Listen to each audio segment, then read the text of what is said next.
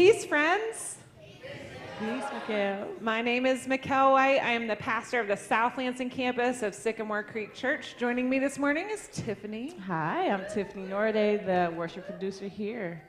It's a beautiful morning. It is. I'm so very happy excited. about the sunshine. Yeah, sun is shining. We have a shout-out question to start us out this morning. The debate continues. What is the best Easter candy out there? Any kind of chocolate. Hopefully whatever you got in your Easter basket, if you still get Easter, oh, you don't eat Easter candy. That's a little, you can bring it to me next week. That's fine. All right. Mine is Reese's Eggs, which I think I've said before. Anything chocolate. Anything chocolate? Yes. You like the big chocolate bunnies? That's too much. Too much. It is too much. I think so too. Yeah. All right, join with me in standing. We're going to sing a few songs, and it's going to be a great day. How's everyone doing this morning?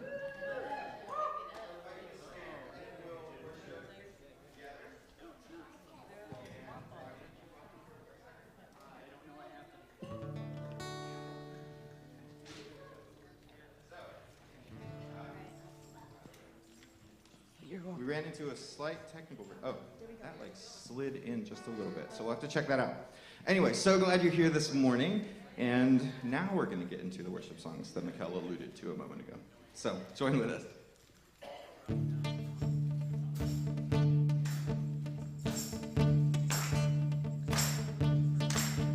I was buried beneath my shame. Who could carry that kind of weight? It was my tomb till I met you. I was breathing but not alive, and all my failures I tried to hide. It was my tomb till I met you. You called my name and I ran out of that grave, out of the darkness into your glorious day. You called my name,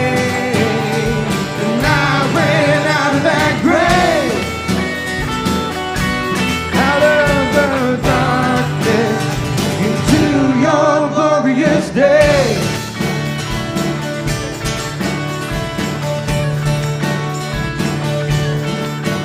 Now your mercy has saved my soul, and your freedom is all that I know. The only new Jesus when I met you. Oh, what a day. You called my name and I ran out of that grave, out of the darkness into your glorious day. You called my name and I ran out of that grave, out of the darkness into your glorious day.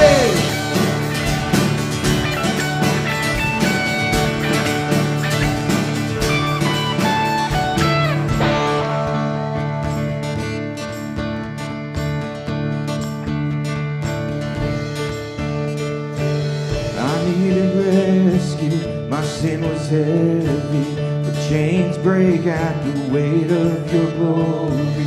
I needed shelter, I was an orphan, but you called me a citizen of heaven.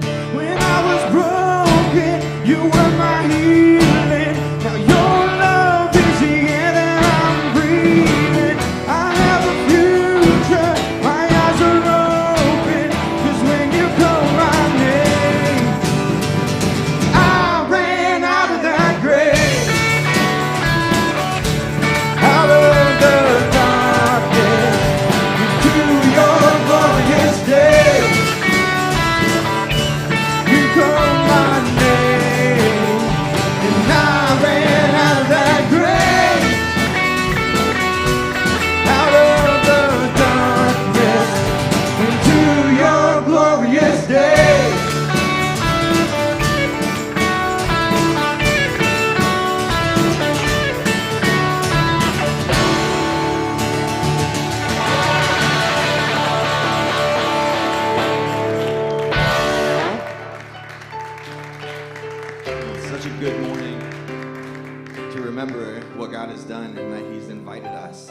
to join with him in coming out of the grave. So, yeah, let's continue to sing and worship together.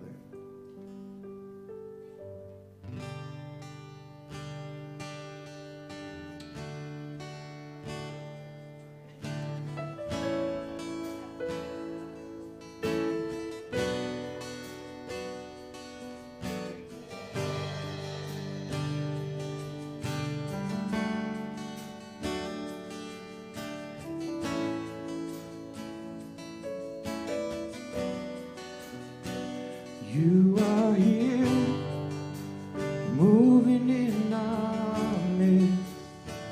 I worship you, I worship you. You are here, working in this place. I worship you, I worship you. 'Cause you are Waymaker, miracle worker, promise keeper, light in the darkness, my God, that is who you are.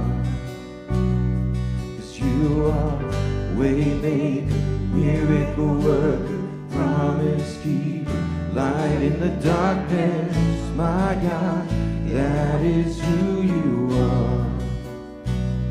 You are here, touching every heart. I worship you, I worship you. You are here, healing every heart. I worship you, I worship you. You are here, you're turning lives around. I worship you,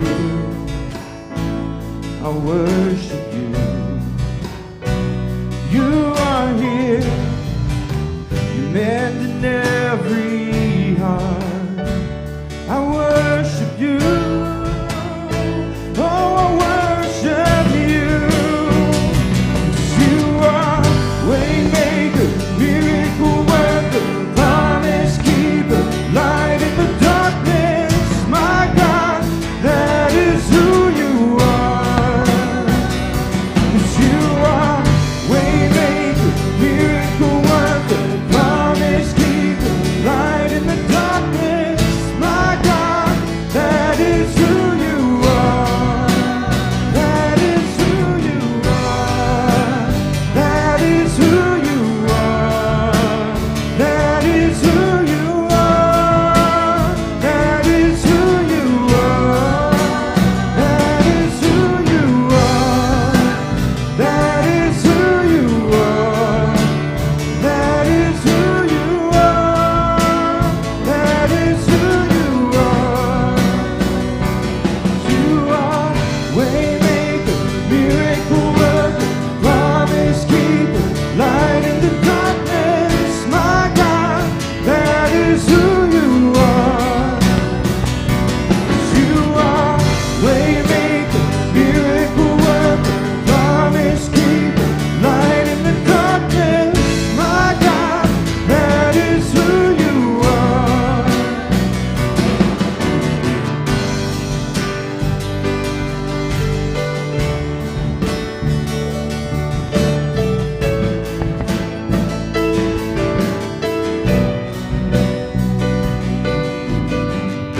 Even when I don't see it, you're working. Even when I don't feel it, you're working. You never stop, you never stop working. You never stop, you never stop working. Even when I don't see it, you're working. Even when I don't feel it, you're working. You never stop, you never stop working. You never stop, you never stop working. Even when I don't see it, you're working. Even when I don't feel it, you're working. You never stop, you never stop working. You never stop, you never stop working. Even when I don't see it, you're working. Even when I don't feel it, you're working. You never stop, you never stop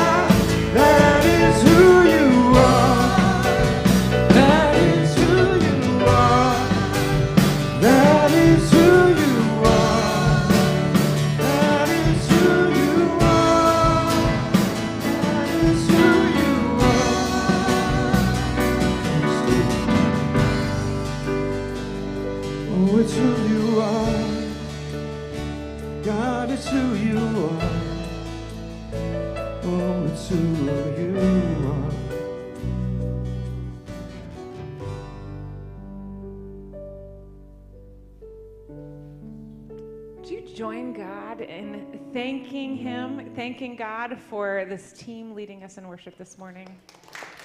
You can go ahead and take a seat. And kids, you can go on up to Kids Creek. Miss Starr and Miss Julia are in the back ready to welcome you. We have got lots of fun things planned for the kids this morning. Oh, yeah. It's going to be good. When you came in, you should have gotten a program, and in that program is a connection card. I want to invite you to pull that out and write your name, your email address on it. If you're a first-time guest, any other information you feel comfortable sharing with us. And if you are a first-time guest and you fill this out, you get a free book. Yeah. It's hard to beat that. And it's emotionally healthy spirituality, which seems like something probably all of us could grow in, right? Yeah, it's something that we could always work on. We can always work on that. So then just hold on to that. We'll tell you more about what to do with that at the end of the service. And then pull out your phones. We're going to take a selfie. Selfie time. All right. Yeah. Oh, look at those beautiful faces taking selfies. I see a couple of phones out. Yeah. So post those to your social media with the hashtag SCCMI, and maybe next week you could be featured on our selfie of the week. This week is Bob and Elvia, and we have like Inception level photo bombs. 2 sets of photo bombers. 2 sets of photo bombers. I think, you know, Dave in the back there is like unintentional, but Sue is very clearly leaning in. Yeah, she's Aaron participating all the way. It's lovely. It's lovely. We love to share just the fun that we have at church and put that up on our social medias. Yeah, and even if you're at home, take a selfie. Yeah. Let us know. Because Yeah. I know Teresa and her boo, they definitely showed us all of Florida. It's like every week we're poolside. We love it. Yeah, we love it. We really do. So this week we're starting a brand new series. Yes. Yep, it's called Meeting God in Dark Spaces. It's all about the dark places that we sometimes find ourselves in. And our message this morning, it begins with this.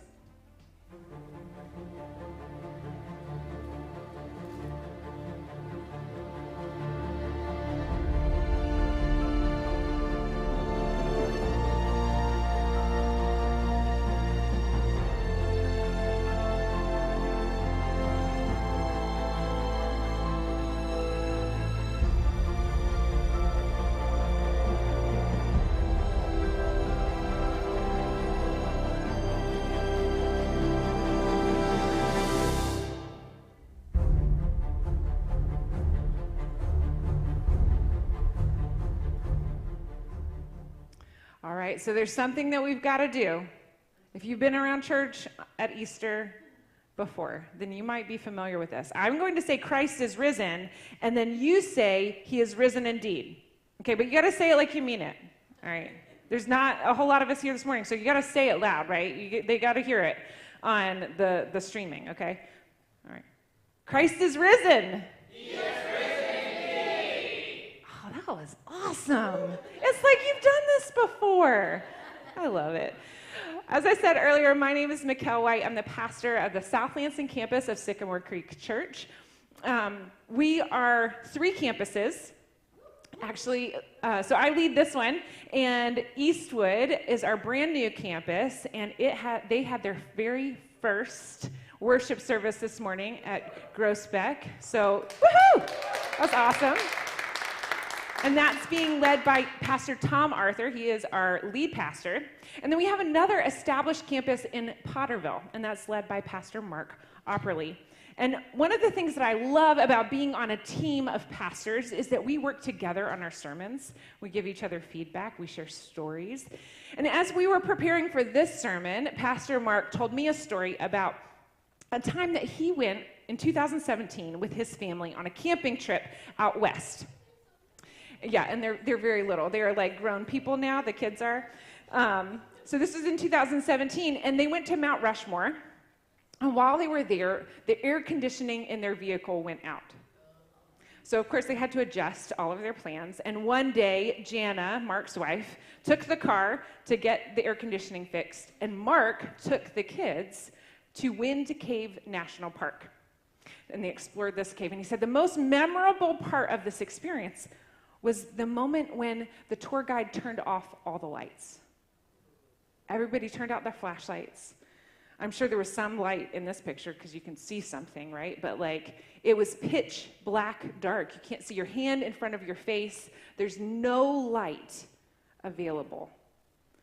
As he was sharing this story with me, I thought about all the times that's happened to me, right? On camping trips. I've taken trips to caves before, maybe sometimes even at home. The problem is I can't remember like any specific instance. Like, I know I've been to caves, but I don't remember which ones. And my parents might be watching from North Carolina this morning, and they'll probably text me later and say, don't you remember we went to this cave?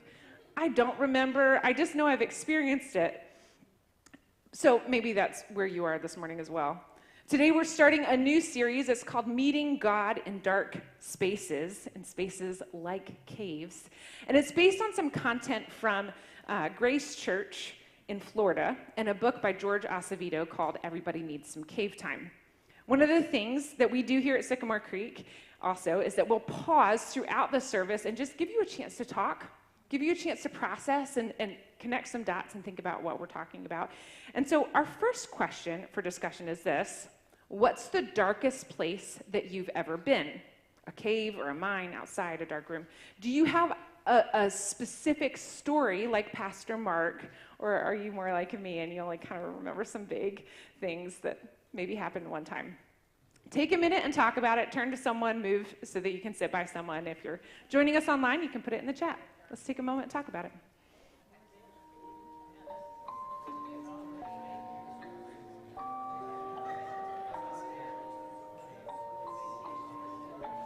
Rage on that beat, going crazy.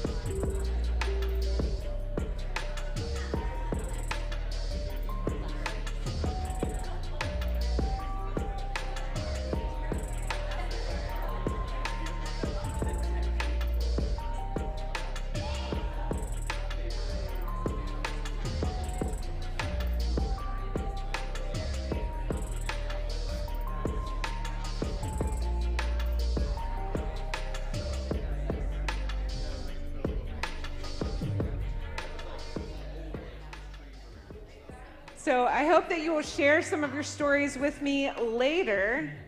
Tiffany, what did you come up with? I was so into my conversation. So I was telling Pastor Tom that I remember I took a trip to Israel when I was 25. Okay. So my story will have missed details because I don't remember everything because I'm 39. So that's a little minute ago. But I remember it was dark. Mm-hmm. It was an underground tunnel, and we were in downtown. Well, they don't call it downtown Jerusalem, but y'all get what I'm saying. In the city center. In the city, yes. Yeah. But yeah, it was. That must have been a tour guide thing to turn off your flashlights because that happened to us too. Well, and I think it's like one of those weird things. That's like, how often are you underground with absolutely no ambient light? Yeah. You know?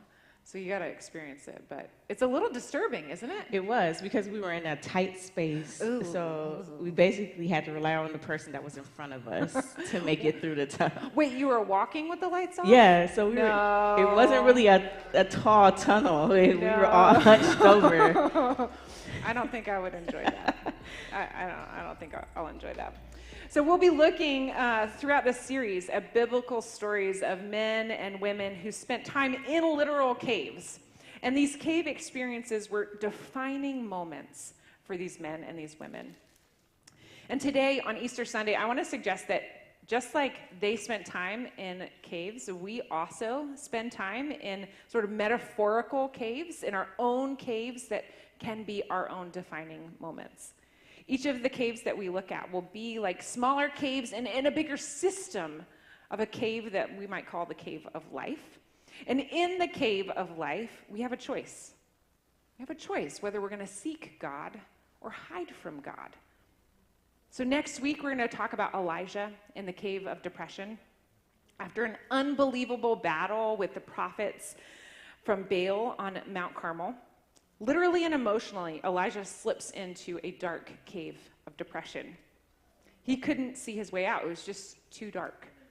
Maybe you've been there before. Maybe you're there now. We'll invite each other together to seek God in this cave. And then the next week, we're going to talk about Samson and the cave of anger. I think Samson could have used some therapy. So, he killed 30 people at a party that was thrown in honor of his engagement. And then just a few days later, he killed 1,000 people with the jawbone of a donkey. He then escaped to a cave. He had some serious anger issues, and maybe you've been there. Maybe you're there now.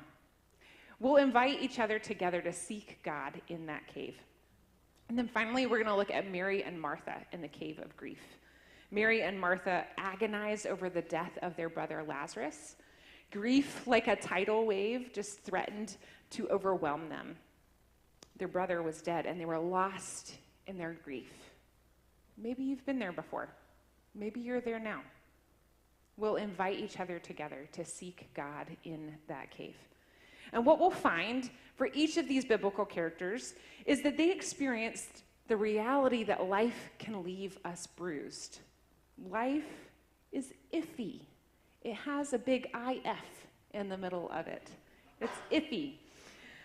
And we hope that through each week of this series, you might meet God in those dark places of your life as well. Each of the dark places in the caves, they're connected to one another. They're part of this larger system that brings with it potential for pain and suffering. It's not surprising that we experience suffering, and yet over and over, we feel surprised by the suffering and the pain that we experience. Jesus himself told us, in this world, you will have troubles. Maybe you found this verse to be true in your own life. Jesus didn't promise that life would be without hardships. As a matter of fact, the Bible teaches us that God uses these journeys when we experience them, not if, but when. These journeys into our own personal dark places, our caves, and that they can be seasons for the shaping of our character and the building of our faith. And so that's why when we talk about caves in this series, this is how we're going to talk about them. We're going to say that a cave can either be a hiding place or a holy place. A cave can be a hiding place or a holy place. Your season in your own unique cave, in your dark place, it's a place of choice. Will you allow the season of anger or fear or depression or grief or whatever it is that you're experiencing to destroy you or to develop you? Will you hide from God, or are you open to God pursuing you? Sometimes we're totally overwhelmed in our caves. Like, we don't know up from down. We don't know in. Like, we don't know how to get out. We don't know which way is which. Okay? We don't have even the strength to allow God to come to us. And if that's where you are today, I'm really sorry. And it's okay if you need to take a beat. If you need to take a minute to rest and recover and just be, that's okay. And eventually, you'll need to make a choice. When you're ready, you and I, we get to choose hiding place or holy place. These biblical characters that we'll look at over the next few weeks, they sought God in their dark spaces, and they were transformed by the experience. Their character was built, and their faith increased. So hours before Jesus' crucifixion, he told his disciples all that he and they would endure.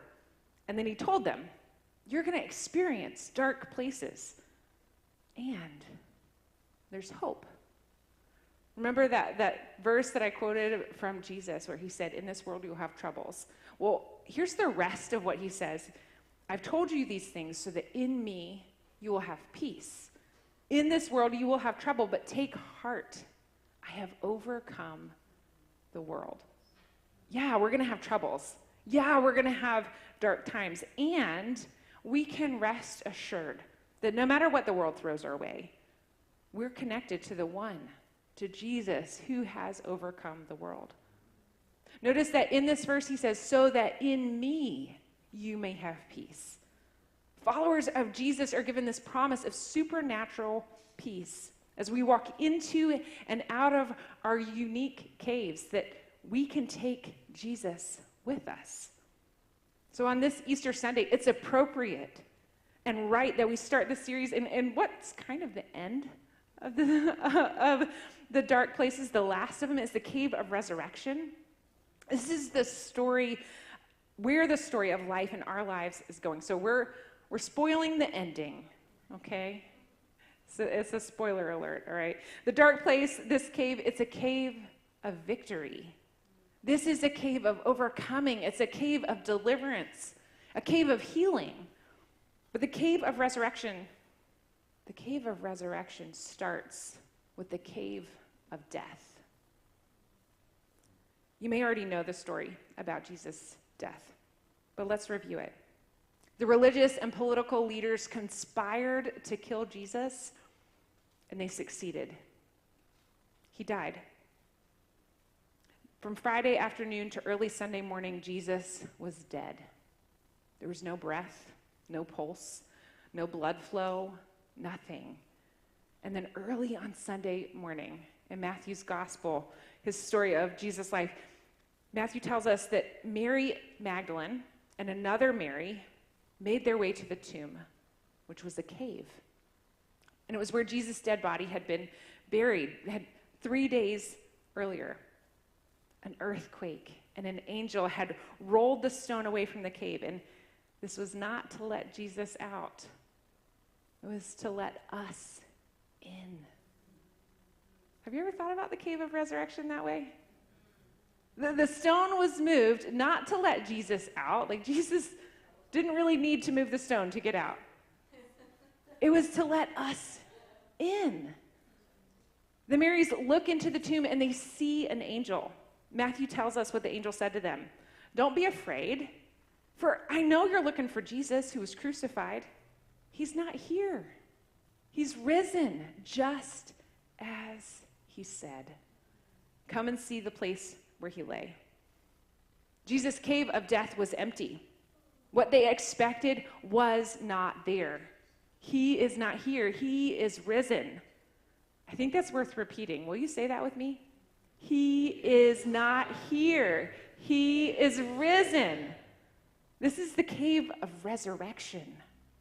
You see, things are not always as they seem to be. The God that we love and serve is masterful at transformation. And nothing screams transformation louder than Jesus' resurrection from the dead. This is not what they expected.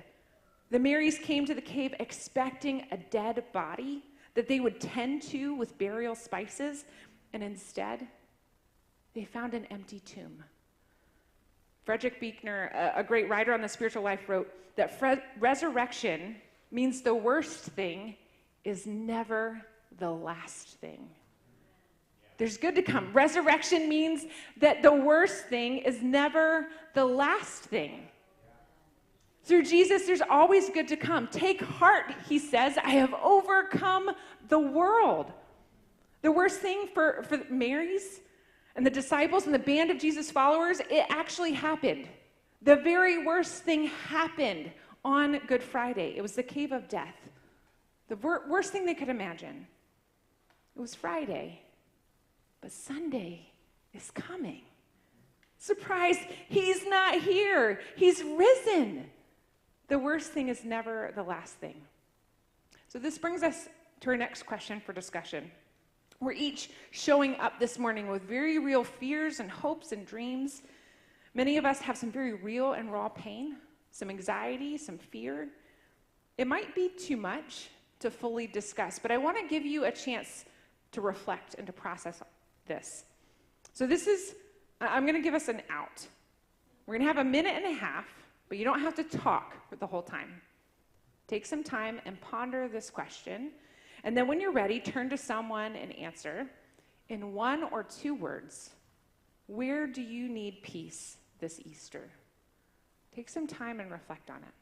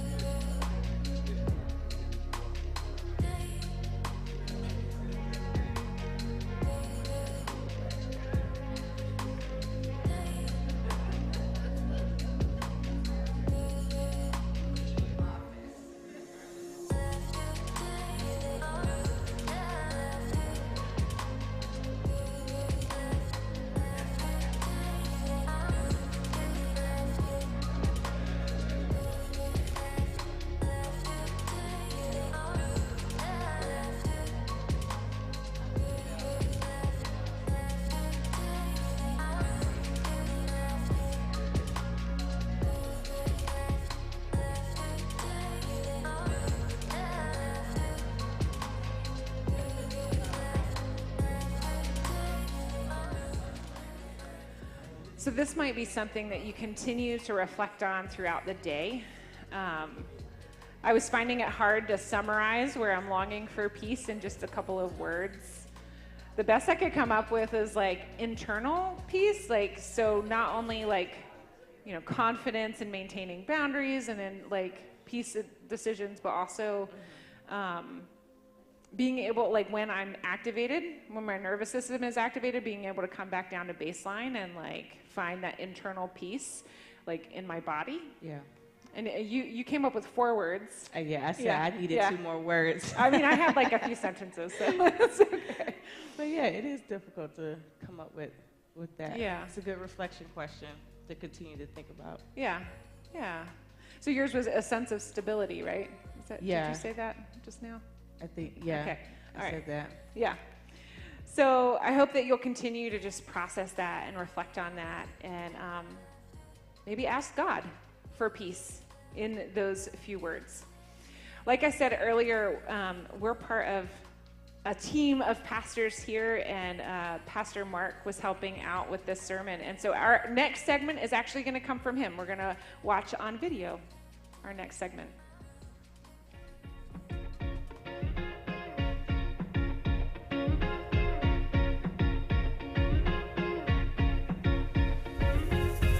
Easter Sunday, Resurrection Day, it is all about transformation. It's all about the worst thing not being the last thing. It's about good surprises. You've probably had some bad surprises in your life. Like the moment when you receive a gift from someone that's maybe what you weren't expecting and wasn't something you really wanted. I still remember how awkwardly and poorly I navigated those moments as a kid. Or maybe you've had the bad surprise of giving a gift to someone and seeing that you totally miscalculated on it. Resurrection is a surprise in the best possible sense. It's about experiencing what was not expected in a good way. And God wants to do God's transformational work in you.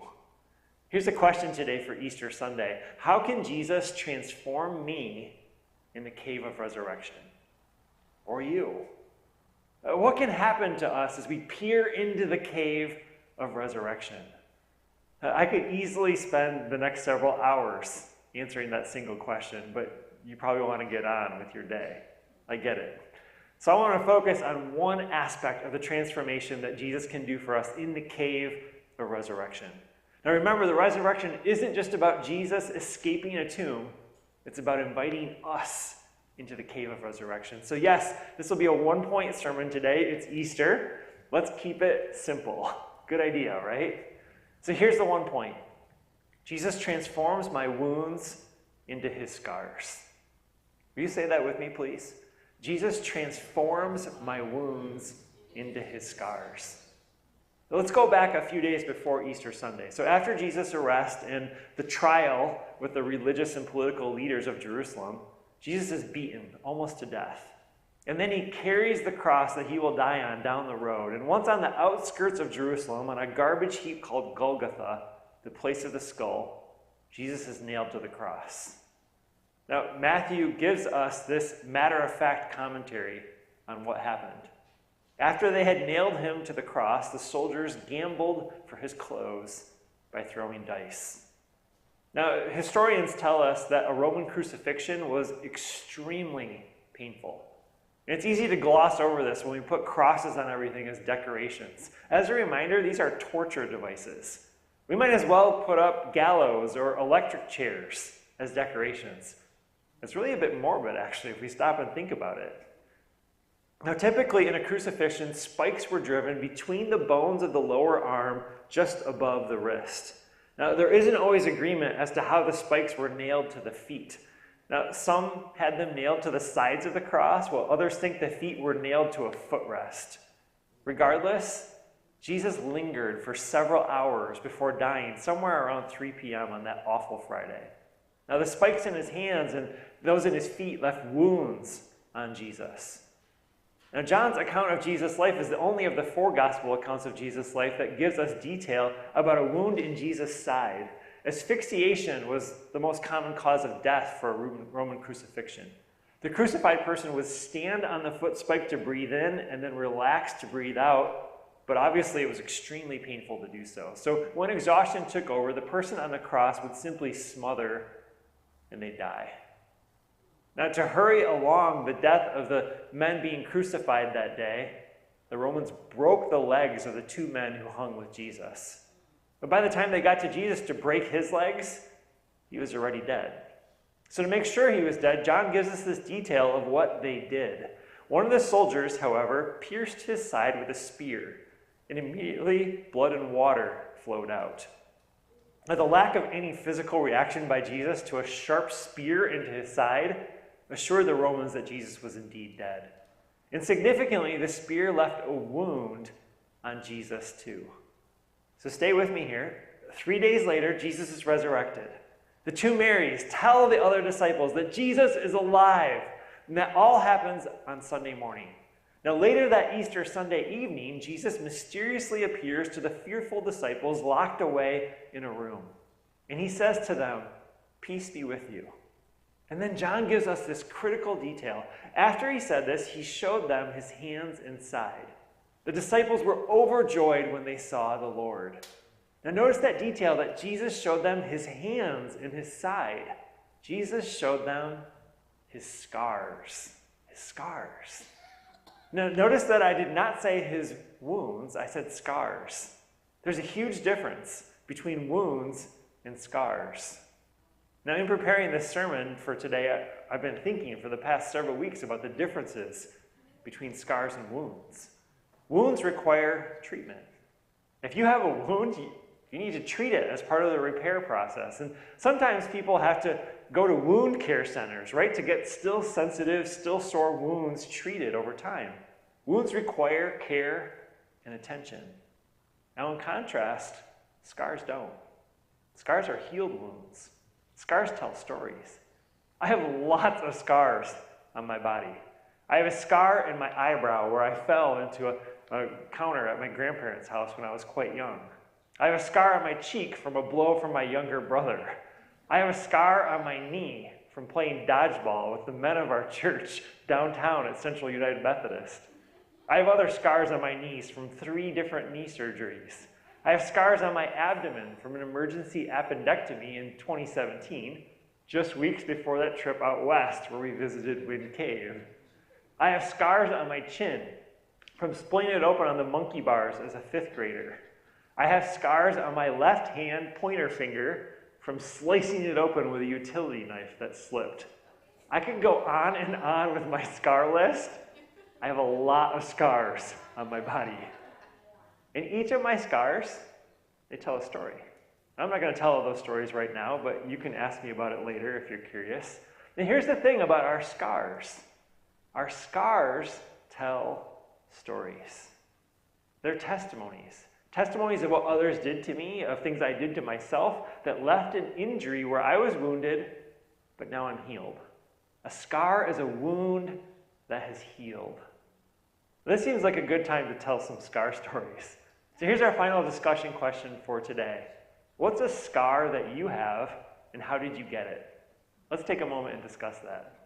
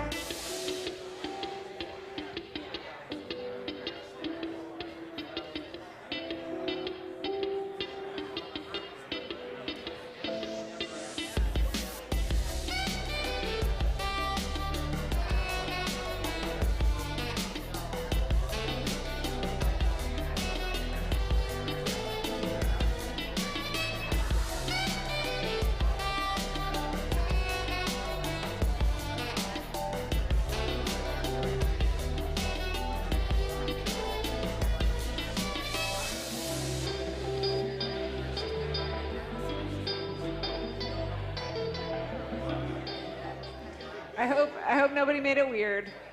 That's what I told them at Buddy's. Don't make it weird. You're talking about scar stories. Sounds like it was good conversation. It did sound like a good Sounds conversation. like a lot of scars out there. I really liked your story. Oh, my story? Uh-huh. So I was telling Mikhail that I have a scar that's on my right leg. I think it's like lower, whatever, part of my leg. And it's from when I lived in Costa Rica for like 4 months to graduate with my Spanish degree. And so, of course, on the weekends, they let us go on trips and excursions. So me and my friends went to one of the little islands. And we thought it was a good idea to go dirt bike racing. And, of course, I fell off that bike after going, I don't know how fast we were going. I skidded just, and I had like a big scar that was about this. But, you know, when you're in your 20s, that seems like a really good stuff idea. don't hurt like it does now. That's true. That's true. It's completely healed. Yeah. There's just like a faint scar, but yeah, it's a great memory. Yeah, I have a scar on my abdomen from surgery when I was just a couple of months old. So I was like a little tiny baby, and my parents were really nervous. And I think I obviously don't remember it, but it affected the way that, I think my parents saw me. You said it was like a resurrection story a little bit. Get this baby to a hospital. A scar is a wound that's healed. Jesus' crucifixion wounds became his resurrection scars. His wounds told the story of his death, but his scars told the story of his resurrection. So let me ask you, in the contact sport that is your life, this iffiness that is your life, do you have wounds or scars? So we're shifting here from talking about literal scars to metaphorical scars, the wounds that you have emotionally or mentally, or the different things that you've experienced. Do you have wounds or scars? The reality is that most of us have both, and some pain points are a combination, somewhere in between a wound and a scar. And here's how you know the difference. If you're lost and disoriented in your cave of anger, fear, depression, temptation, grief, or hopelessness, it doesn't matter how you got yourself into the cave or if someone else put you there, that's a wound. Give yourself time. Take a deep breath and ask, are you ready to accept healing of this wound? Know that eventually wounds require care and attention. You got to look at it. Where you are wounded, you can't ignore it. You have to invite God into it and allow yourself to care for yourself enough to heal. As a pastor, one of the things that's really heartbreaking is to see people who are living in their wounds and have not found the strength or the space to accept healing in those wounds. Some people never leave their dark places. They never leave the cave. They live with that constant pain that's either been self-inflicted or inflicted on them by other people. If you're hungry today for healing, I want to invite you today to let Jesus into your cave. Don't make your cave a place of hiding. Make it a place of holiness. May your cave be a cave of resurrection. In the cave of resurrection, we're transformed. We can be healed. We can find peace. If we let Jesus' resurrection power draw us out of our caves, then we'll have a story to tell and the scars to prove it. One of the greatest followers of Jesus had a lot of wounds. He had spent lots of days in caves of anger and hatred and bigotry, killing some of the first followers of Jesus. Then this man, Paul, met Jesus, and Paul's wounds became his scars. Paul preached powerfully about Jesus and the good news of his life, death, and resurrection. He planted churches all across Asia Minor, and to one of these churches, he wrote this in a letter. From now on, don't let anyone trouble me with these things, for I bear on my body the scars that show I belong to Jesus. Paul had scars that became his testimony that showed he belonged to Jesus. The cave of resurrection did that for Paul, and it can do it for you too.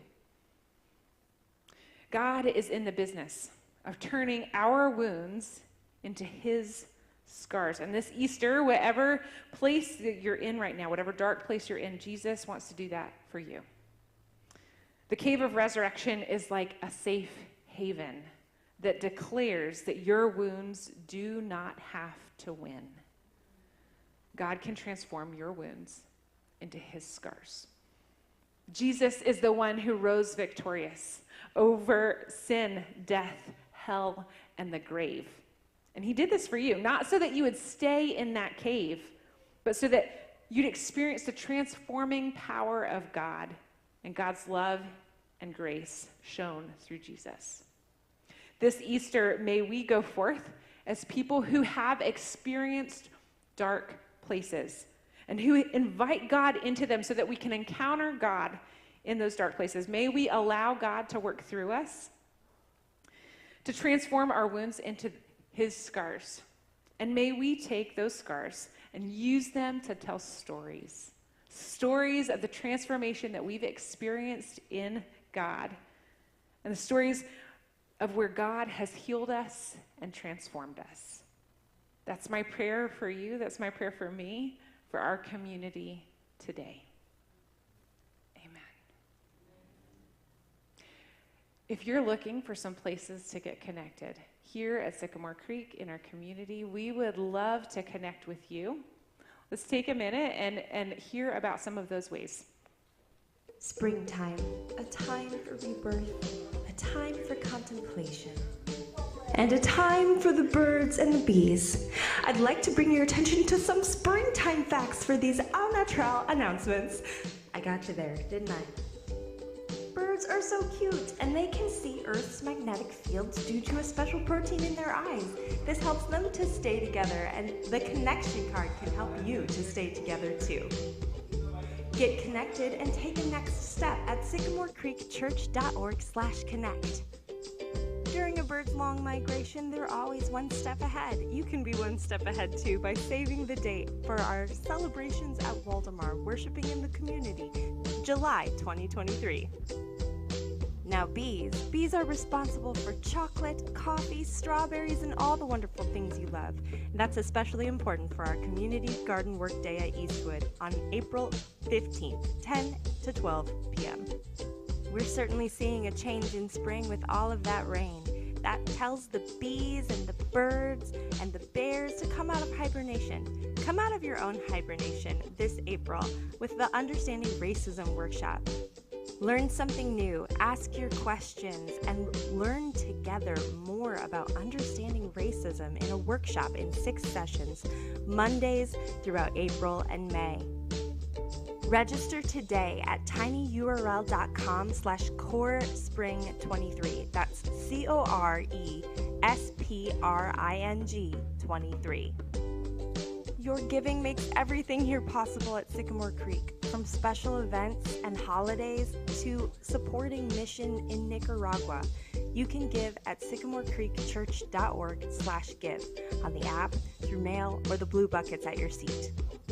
We're feeling all natural. Let's head back to the studio to see what your giving has made possible this week.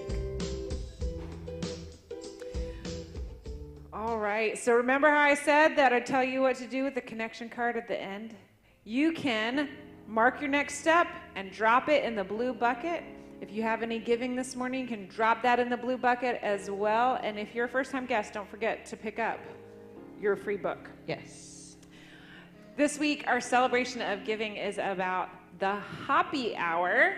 So Eastwood had their very first community event last week at Lansing Brewing Company. They had hundreds of people come out and connect. It was a huge success, and we are thrilled at what God is doing in our community and this new campus. Look at all those beautiful pictures. They're so pretty. Oh my gosh, it's so pretty. So we have one more shout-out question for you this morning. What are you most looking forward to hopping into this spring season? What are you hopping into? I'm just baseball. Okay. It's about to be the Stanley Cup Finals, which is the hockey finals, and I'm looking forward to that. I'm also looking forward to just sitting in the sun. I'm gonna just soak in the sun. Being outside. Yes, oh my gosh. I agree with that. Yeah. Biking. Oh, that's a good one. All right, join me in standing. We're going to sing In Christ Alone.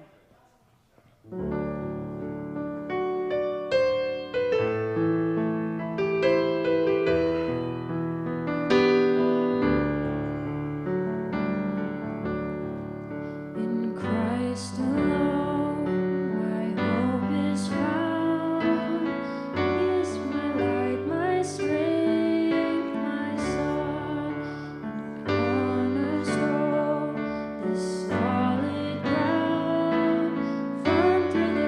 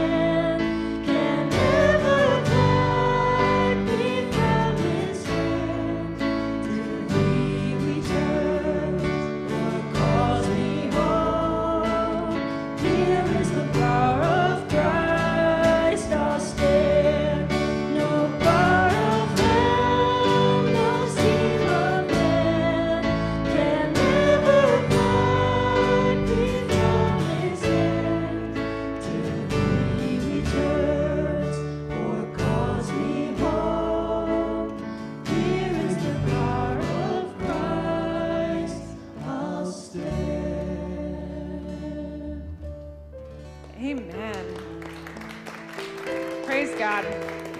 Thank you for joining us this morning. I hope to see you back again next week. We'll continue our series. We're talking about Elijah in the cave of depression next week. And until then, be curious, creative, and compassionate. Peace, friends.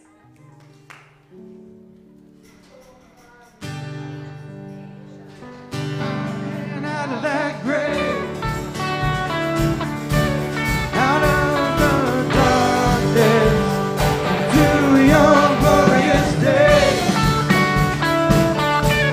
You called my name.